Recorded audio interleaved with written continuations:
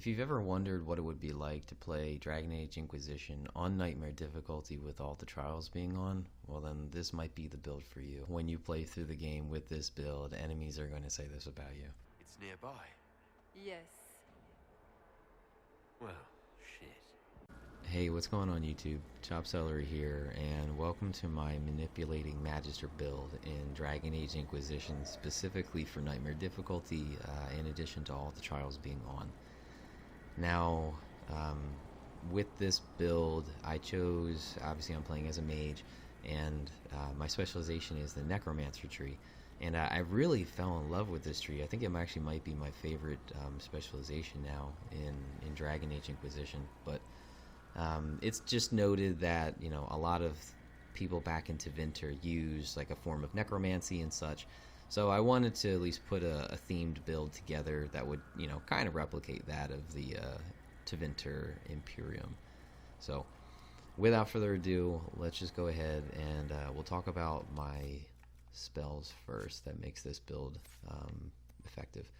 Now, like I said, I started off as a Necromancer, so I do pick up all of the points. So I pick up Horror, Spirit Mark, and Walking Bomb. For Horror, I chose Despair just to get more damage per second. And then I obviously pick up all of the passives. Now, two passives in here that we're going to try to proc as much as we can would be Power of the Dead. So when you kill an enemy, you're going to get a power damage, like a damage bonus of 20% for 10 seconds. So it's really going to help us spike up our numbers.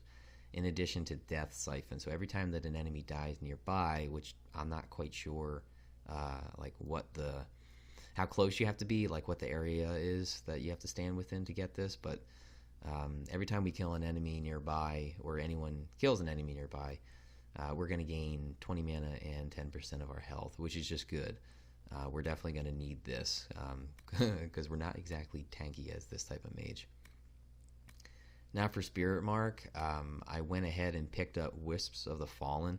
I know in a couple of my other Necromancer builds I did not pick this up. I didn't think it was effective, but I chose this upgrade. So when you put on Spirit Mark on an enemy and that enemy dies while Spirit Mark is on them, you're going to get like a little purple orb that's going to be, you know, about waist high near your character, that is going to shoot out every time that you do an auto attack. It's going to shoot out a spirit projectile and deal spirit damage to the enemy.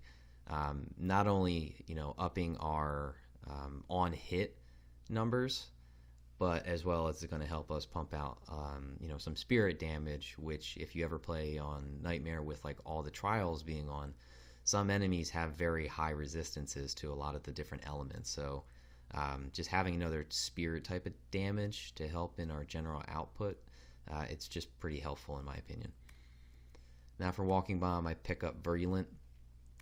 I just think that's good. You know, when an enemy dies, it's just going to spread explosions. So it's it's basically confetti. If you were stoned out of your mind watching this kind of stuff, it would be the best time of your life. So let's move over to the Spirit Tree. I pick up Barrier, but I don't pick up any of the upgrades for it. I don't think it's necessary. I pick up Guardian Spirit basically as an oh shit kind of moment, just in case I do, you know, draw aggro and I don't have a barrier up, or it's just my barrier's not off cooldown just yet. But then for Mind Blast, I pick this up because it is a detonator ability, and because we are going to be almost in melee range at times, it's just good for us to use. And then I picked up Fortifying Blast. So every time I strike an enemy with this, I'm going to get 10% barrier. So this could just be another way, in case, you know, my barrier is not off cooldown, I could pop this and hopefully get something to save my butt in the meantime. Now for the Storm Tree, I only put 4 points in here. Energy Barrage, I picked this up because it is a detonator ability. In addition to whatever your staff element is, it's going to shoot out those projectiles of it. So I feel like this you could mess around with, just depending on what type of element your staff is, just in case there's enemies, you know, that are resistant to whatever the element type your staff is.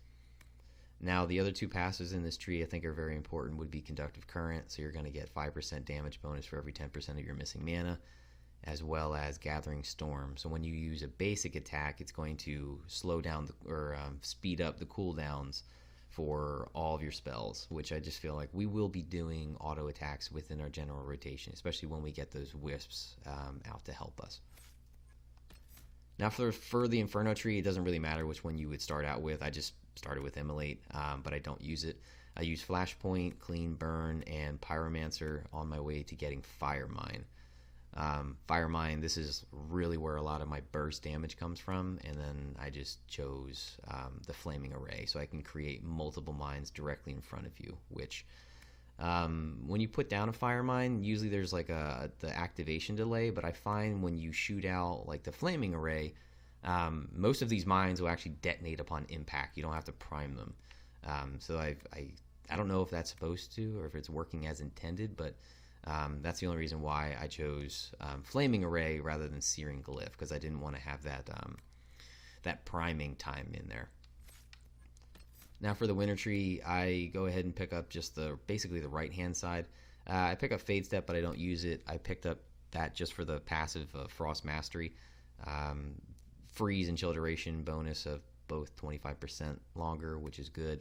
Winter Stillness, we will be standing still at times, so when you're standing still for about 3 seconds, you're going to start getting a mana regeneration bonus of 50%, which is good. And then Ice Mine and Chilling Array, so basically the direct opposite of a Fire Mine, but we're just going to be throwing down this and freezing enemies. I use this so that way I can freeze enemies and then either use Mind Blast to do a combo there, or even potentially Energy Barrage. Those are my 2 ways of just detonating another enemy that may be caught in this, as well as it's just good for crowd control. And then the final point I put in would be Ice Armor, because we will be around enemies that are chilled and frozen majority of the time. I think it's only frozen. Standing near a frozen enemy or a persistent cold spell reduces all damage you take by 50%. So that's pretty darn good. So we will be running around and putting down ice mines whenever we can, and usually there's at least one on the battlefield that isn't touched. So feel free to stand around that, but whenever this comes back up, I'm always hitting it to freeze my enemies. Now, talking about my attributes, I have 49 magic, 33 willpower, my attack is 42%, my critical damage bonus is 141%, and my crit chance is 16. And then my defenses, so I have 21% in magic defense, 13% melee, 10% ranged, and then right now for cold, electric fire, and spear resistance, I have Cassandra's in my party, so that's why I have those. Now for my armor rating, it's 319, and my health is 861. Let's take a look at my equipment then.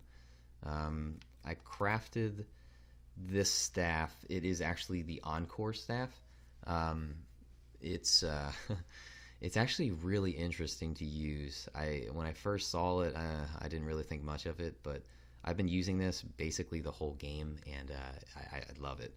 So for Encore, as you can see at the bottom, it says on hit, you have a chance to sing an offensive buff for allies within 8 meters. So there's 3 buffs that it could potentially put on you, and this is just like a chance for on hit, which is why, again, we wanted to have as many on hit chances as possible. So the first one would be that your attack speed and movement speed, I believe, is increased by 30%. The other one would be that I believe you get 2 additional hits for when you land a hit on an enemy. It's going to take 2 additional hits of 2 random elements, which is pretty good. So that one helped me a lot, especially when I was fighting an enemy that had been potentially resistant to my element on my staff, so that one's good. And then the other one would be, I think it's like Battle of the Bands or something like that. The names are pretty funny of the buffs, but the last one would be that you regain, or anybody regains 2% of their maximum health upon hit while standing within, I think, 8 meters. Yeah, 8 meters of the buff. So you, especially with Energy Barrage, and I have like that healing buff on, oh man, I gain all my health back. It's absolutely ridiculous. But I gave myself a lot of critical damage bonus for the staff and an increased a critical chance. In addition to my masterwork for this would be for 10% chance to apply Walking Bomb for 5 seconds with detonation of 100% weapon damage. So again, that's just another reason why I'm trying to have as many on-hit chances as possible. Not only for my masterwork, but also the staff's ability. Now, let's go ahead, let's talk about my armor real quick. So I crafted both pieces of my armor. I chose this piece just in all honesty, it looks cool. It looks like a Magister, very royal kind of look. But, you know, whatever you feel is best suited to your playstyle or gives you stats that you want, by all means go for that. But I chose plus 60% heal bonus, plus 120 maximum health. I gave myself Sigil of the Great Bear, so I get an extra 100% maximum mana. And then for my masterwork, I get on hit, I heal 1% of my maximum health. So, which is why I wanted to give myself even more health with the plus 120 maximum health. The heal bonus as well, not only because of that buff that we would get potentially from Encore, but also because of this. My masterwork slot of on-hit heal for 1% of maximum health. So, yeah, it's very difficult to bring my character down. As well as for the helmet I'm wearing, I give myself plus 30% heal bonus. So just between my chest and, or like my armor and my helmet, I get 90% healing bonus. Don't judge me, I'm very paranoid. I didn't want to go down. Now, in terms of my equipment, I again use Superb Amulet of Evasion, which I got from Evading the Crows. That was on one of the War Table assignments. But you could also potentially use like Amulet of Renewal. I just wanted to make sure that I was always generating a lot or having a high mana regeneration, because a lot of our abilities are just very bursty. So I wanted to make sure I could, always have mana banked so I can keep pumping out abilities. But for my belt, I have Belt of Life plus 100% or 100, maximum health, and I get an additional plus 10% heal bonus. So I think I'm at a 100% heal bonus. Now, for my ring, this is actually what makes our burst possible with this build. I'm wearing the Ring of Doubt, which gives me plus 20% flanking damage bonus, which, okay, that's whatever. I'm not too worried about that. But on here, you enter stealth when not attacking during combat. This is really going to help us at times, not only for survivability to get away from an enemy, but also we're going to use this in our advantage, to our advantage to attack from stealth, dealing an automatic critical hit, as you can see. You are a deadly threat to any enemy that can't see you coming. When you attack from stealth, you automatically crit. That's awesome. So imagine we are immediately put into stealth, and we're going to do Fire Mine on an enemy that has recently been stunned, and there's 3 Fire Mines, so potentially we could catch them in 2, so that damage is going to skyrocket. And then the other ring that I chose was Superb Ring of Critical Damage, so I just wanted to get more crit damage bonus, because I really wanted to pull out some high numbers from when we attack from stealth. But that has been my gear, and just kind of explaining why I have the pieces that I do. And now I'll go ahead and turn it over to real-time gameplay so you can see it in action. All right, I hope you enjoy, friends.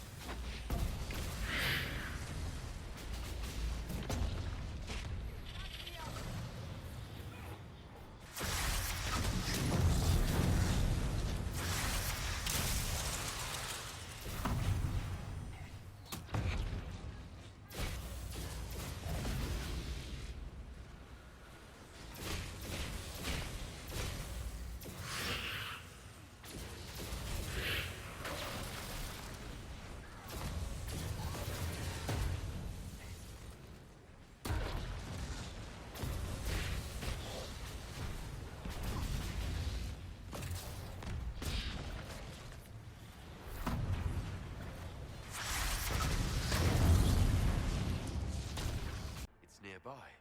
Yes. Well,